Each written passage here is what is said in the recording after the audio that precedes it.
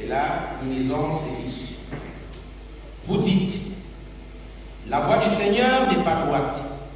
Écoutez donc, maison d'Israël, est-ce ma voix qui n'est pas droite? Ne sont-ce pas plutôt vos voix qui ne sont pas droites? Si le juste se détourne de sa justice et commet l'iniquité et meurt pour cela, il meurt à cause de l'iniquité qu'il a commise. Si le méchant revient de sa méchanceté et pratique la droiture et la justice, il fera vivre son âme. S'il ouvre les yeux et se détourne de toutes les transgressions qu'il a commises, il vivra. Il ne mourra pas. Amen. Philippiens, chapitre 2, les versets 1 à 8.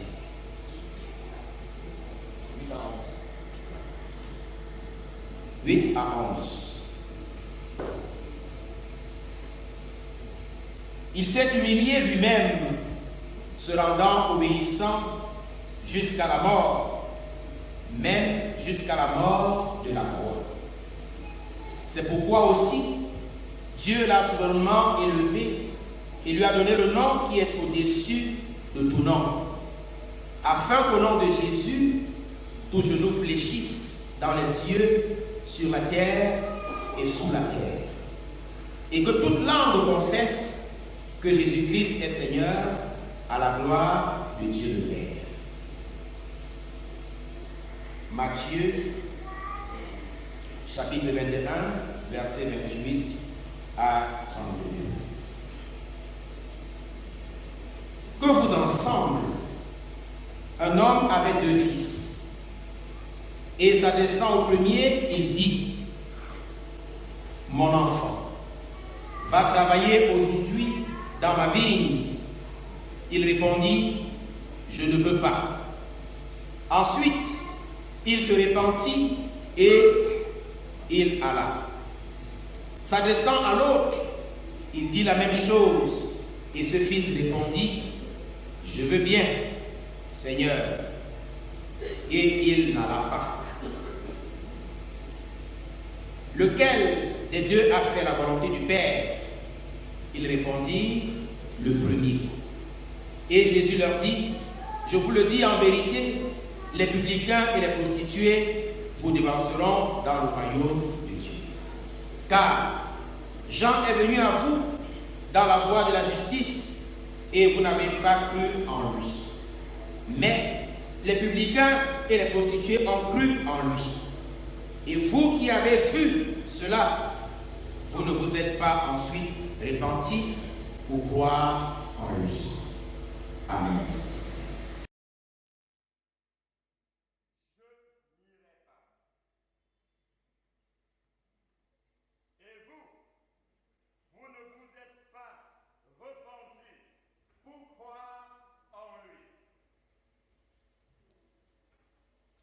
Évangile selon Matthieu au chapitre 21, versets 29 et 39b.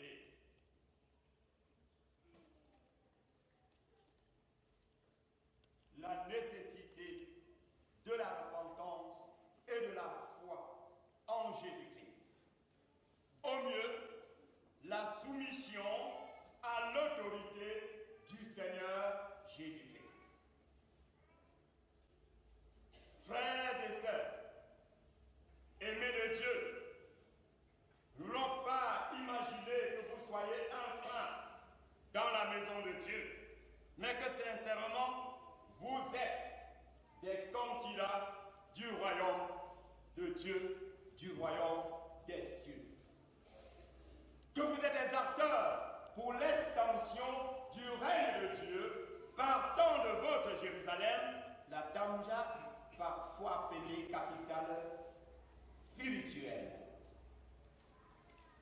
Seulement, au-delà de cette capitale, nous venons chacun de quelque part. D'une maison, d'une famille, d'un métier qui nous a tracassé la semaine et le mois. Nous avons déjà consommé la rentrée scolaire, qui pour quelques parents demeure rentrée scolaire. La campagne du haricot fait problème dans des maisons où certains enfants n'aiment pas aller au champ. Or, moi de souvenir, historiquement, la réforme protestante est là, j'allais dire la réforme évangélique, nous appelle à la mise à jour de notre foi à la suite des réformateurs. Jean Calvin, Zwingli, Luther, pour ne citer que ceux-là, sans négliger les pré-réformateurs.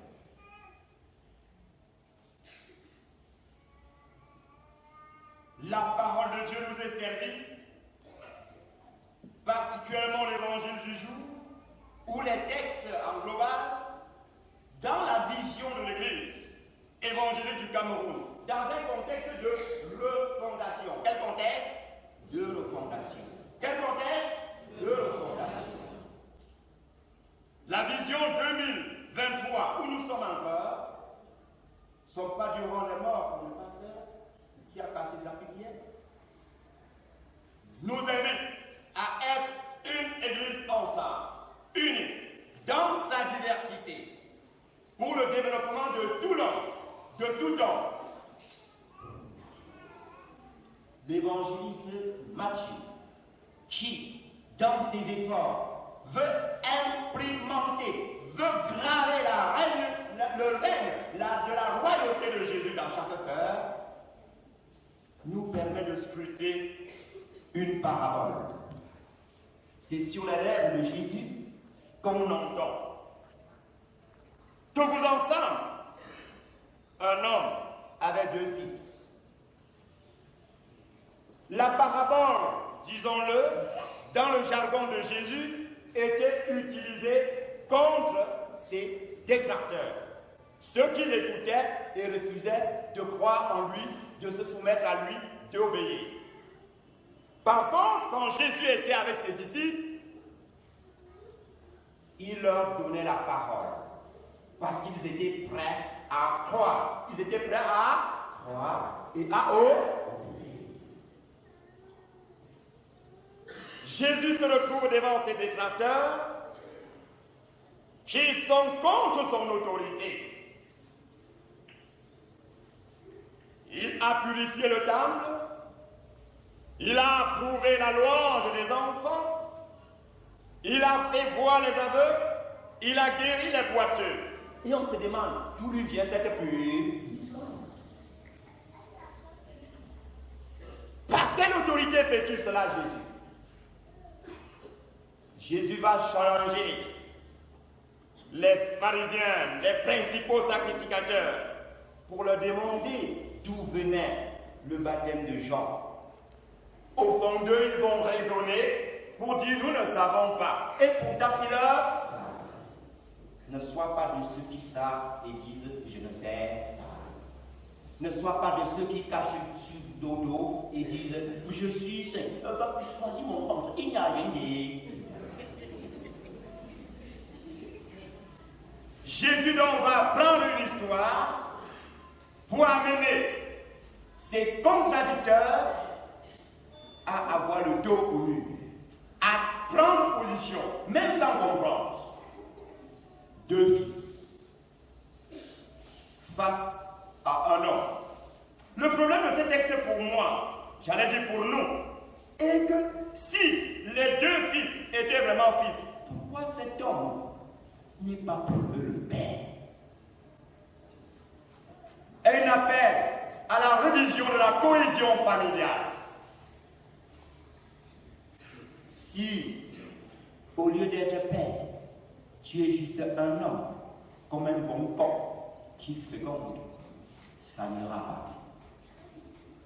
Si, au lieu d'être une mère qui nourrit sa maison par la foi, par la pensée de Dieu, par la parole de Dieu, tu n'es qu'une pondeuse, ça n'ira pas.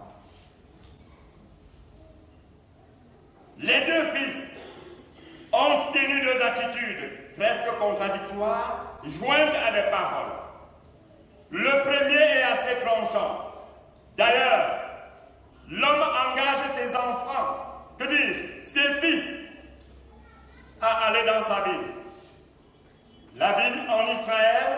c'est le lieu où l'on cultivait les oliviers pour produire du vin qui réjouit. Il les invitait donc à entrer dans la plénitude de l'Esprit Saint qui réjouit toute la chrétienté. Je ne veux pas.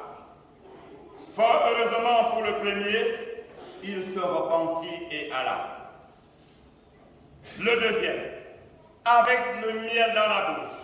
Je veux bien, Seigneur. Oh, tu te souviens de ce jour où tu as chanté. Sans Jésus, je ne suis rien. Et après, tu as pris le congé, vu la retraite anticipée. Que dis-je? Tu as abandonné. Mais la grâce de Dieu t'amène pour que tu reviennes. Au regard de la pensée de Dieu, les deux sont au bas de l'échelle. Les deux sont au profil bas. Oui, tous ont péché et sont privés de la gloire de Dieu. Seulement, quelle que soit notre méchanceté, le prophète Ézéchiel nous appelle à prendre conscience de notre égarement pour revenir au Seigneur. Si le méchant écoute l'invitation de Jésus et retourne, Dieu lui fera grâce. Si celui qui se pense juste, comme les pharisiens et les scribes, s'accroche à la loi, mais dans le vécu, il est ennemi de la foi, il est ennemi de la foi, il est esclave du péché. Qui règne en toi? Ou qui veux-tu laisser régner en toi? L'apôtre Paul s'interroge. Le bien que je veux faire, je n'arrive pas à faire. Le mal que je ne veux pas faire, avant de voir, j'ai déjà fait. Il est parlé. Qui me délivrera de ce corps?